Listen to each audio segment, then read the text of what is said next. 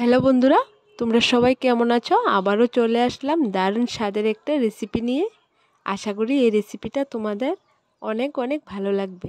আমরা তো সকলেই সকাল বিকাল নাস্তায় পরোটা খেয়ে থাকি। আজকে তোমাদের দেখাবো অন্য রকমের একটা পরোটা, ফুলকপি দিয়ে পরোটা। তাহলে চলো দেখে নাও। এখানে আমি মাঝারি সাইজের একটা ফুলকপি ধুয়ে কেটে সুন্দর করে পরিষ্কার করে নিয়ে নিলাম। আর নিয়ে নিলাম অল্প পরিমাণ মসুর ডাল। এবার ডাল আর কপি প্রেসার কুকারে সেদ্ধ করে নেব। এখানে খেয়াল রাখতে হবে সেদ্ধ করার সময় পানির পরিমাণ কম দিতে হবে। প্রেসার কুকারে বসানোর পর 3টি সিটি দেওয়ার পরে নামিয়ে নিলে হবে। দেখো কত সুন্দর হয়ে গেছে। এইবার আস্ত কপির টুকরোগুলা এই হাতাটা দিয়ে সুন্দর করে ভেঙে নেব। দেখো ডাল আর কপি ভালো করে ভেঙে মিক্সড করানো হয়ে গেছে। এইবার এখানে নিয়ে নিলাম কাঁচা লঙ্কা কুচি, ধনেপাতা কুচি আর একটা বড় সাইজের পেঁয়াজ কুচি। এইখানে পরোটার পুরটা তৈরি করার জন্য একটা প্যানে তেল বসিয়ে রেখেছিলাম। তেলটা গরম হওয়ার পর দিয়ে দিলাম কুচানো পেঁয়াজ আর কুচানো কাঁচা লঙ্কা দিয়ে হালকা নেড়ে এর মধ্যে দিয়ে দিলাম ধনের গুঁড়ো, জিরে গুঁড়ো আর সামান্য পরিমাণ লঙ্কা গুঁড়ো। এখানে আমি লবণটা দেইনি, তার কারণ হলো বাঁধাকপি আর ডাল যখন সেদ্ধ করেছিলাম এর মধ্যে লবণ দিয়েছিলাম, তাই আমি এখানে লবণ দিলাম না। মশলাটা নেড়ে নেড়ে যখন ব্রাউন কালার হয়ে যাবে এর মধ্যে দিয়ে দেব ডাল আর বাঁধাকপির মিশ্রণটা। এবার চুলোর আঁচটাকে লোতে রেখে এরপর এর মধ্যে দিয়ে দেব সামান্য পরিমাণ হলুদ গুঁড়ো। হলুদ গুঁড়োটা দেওয়ার পর নেড়ে নেড়ে পুরটাকে একদম শুকনো শুকনো করে নিতে হবে।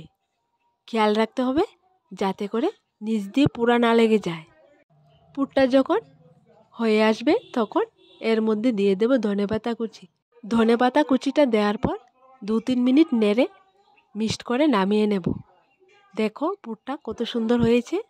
এইবার পুরটা এক সাইডে রেখে তৈরি করে নেব পরোটা বানানোর জন্য খামিরটা। এখানে আমি নিয়ে নিলাম মাঝারি সাইজের বাটি দিয়ে 2 বাটি ময়দা। পরোটার সাইজগুলো একটু বড় করব, তাই আমি এখানে একটু বেশি পরিমাণ ময়দা নিলাম।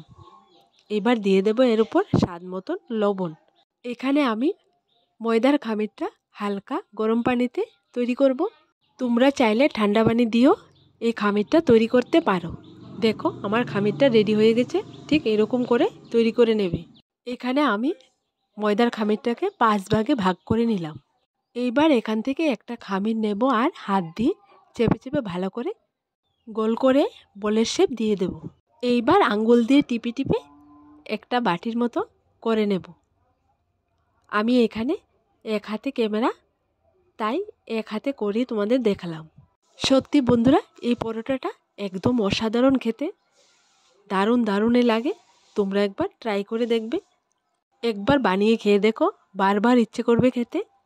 দেখো এরকম করে বানানোর পর একটা চামচ দিয়ে 1 চামচ পুর নেব আর এর ভেতর দেব। দেওয়ার পর আঙ্গুল দিয়ে ভালো করে উপরের সাইডটা মুড়ে নেব। মুড়িয়ে গোল করে চ্যাপ্টা আকার দিয়ে পরোটাগুলো বেলে নেব। দেখো বন্ধুরা আমি যেরকম করে করেছি তোমরা ঠিক এরকম করে করে নেবে। আমি এক হাতে ক্যামেরা নিয়ে একটা তোমাদের করিয়ে দেখালাম, তাই একটু প্রবলেম। বাকি 4টা পরোটা আমি অফ ক্যামেরায় করব। তোমাদের শেখানোর জন্য এক হাতে আমি করিয়ে দেখিয়ে দিলাম। দেখো এরপর এর মধ্যে হালকা ময়দা ছিটিয়ে দিয়ে হালকা চেপে চেপে বেলে নেব। বেশি চাপ দিলে ভিতরের পুরগুলো বেরিয়ে আসবে। দেখো এরকম করে আমি বেলে নিলাম। তোমরা ঠিক এরকম করে বেলে নেবে।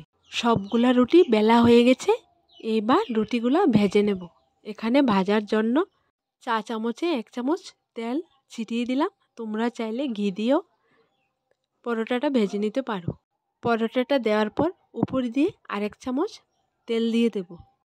এইবার একটা হাতা দিয়ে উল্টিয়ে পাল্টিয়ে পরোটাগুলা একদম ব্রাউন কালার করে ভেজে নেব। তোমরা দেখবে যখনই পরোটাগুলো ভাজো হাতাটা দিয়ে চাপ দিবে, পরোটাটা উপরের দিকে ফুলে উঠবে।